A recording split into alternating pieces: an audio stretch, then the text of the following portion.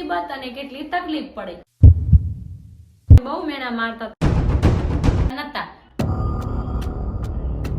Hello મિત્રો, તો આજે હું તમને જણાવીશ કે 0 સબસ્ક્રાઇબ થી કરીને આ સિલ્વર પ્લે બટન સુધી હું કેવી રીતે પહોંચી. રસ્તામાં મને કેટલી તકલીફ અને કેટલી મુશ્કેલો પણ આવી.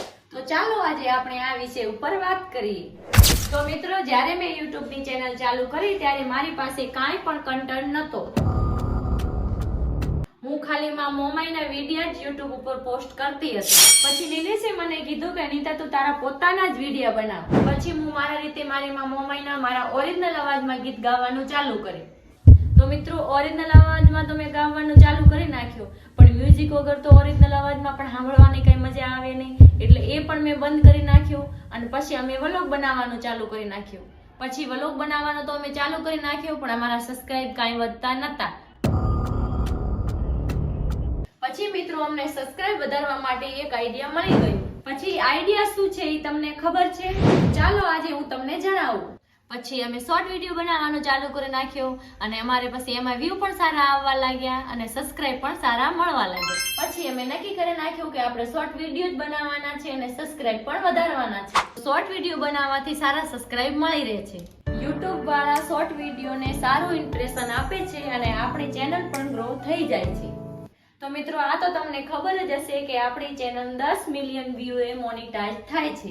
તો મિત્રો, મારે 2 મહિનાની અંદર 50,000 સબસ્ક્રાઇબર કમ્પ્લીટ થઈ ગયા, 10 મિલિયન વ્યૂ પણ મળી ગયા અને મારી ચેનલ મોનેટાઇઝ થઈ ગઈ. મેં પણ શોર્ટ વિડીયોમાં મહેનત કરીને 1 લાખ સબસ્ક્રાઇબ કમ્પ્લીટ કર્યા છે.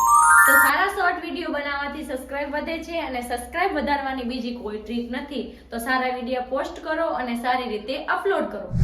મેં પણ સારા શોર્ટ વિડીયો બનાવી અને આ સિલ્વર પ્લે બટન સુધી પહોંચી છું. જેટલા તમે શોર્ટ વિડીયો સારા બનાવશો એટલી જ તમારી ચેનલ આગળ વધશે અને એટલી જ વધારે ગ્રો થશે. તો હવે વાત કરીએ કે રસ્તામાં કેટલી મને મુસીબત અને કેટલી તકલીફ પડે.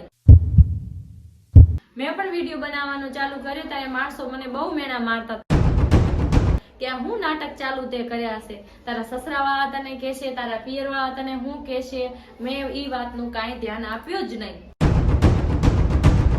મેં પણ એ લોકોની વાતો ધ્યાનમાં લીધી હોત ને તો હું આજે આ સિલ્વર પ્લે બટન સુધી ના પહોંચી હોત.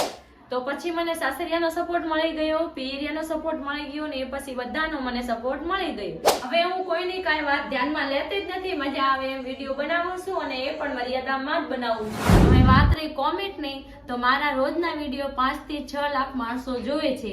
એમાં 4 થી 5 માણસો તો ખરાબ કોમેન્ટ કરે જ છે, કારણ કે બધા તો સારા હોય જ નહીં. એટલે આપણે કોમેન્ટ ઉપર કાંઈ ધ્યાન આપવાનું નહીં અને વિડીયો બનાવવાનું ચાલુ રાખવાનું. તો મિત્રો, આવી જ રીતે હું 0 સબસ્ક્રાઇબ થી લઈ અને 1 લાખ સબસ્ક્રાઇબ સુધી પહોંચી ગઈ. તો આ વિડીયો તમને કેવો લાગ્યો? સારો લાગ્યો હોય તો લાઈક, કોમેન્ટ ને સબસ્ક્રાઇબ કરવાનું નહીં ભૂલતા. આવતા રહેશે અમારા આવા નવા ને નવા વિડીયો. તો ત્યાં સુધી બધાને જય માતાજી.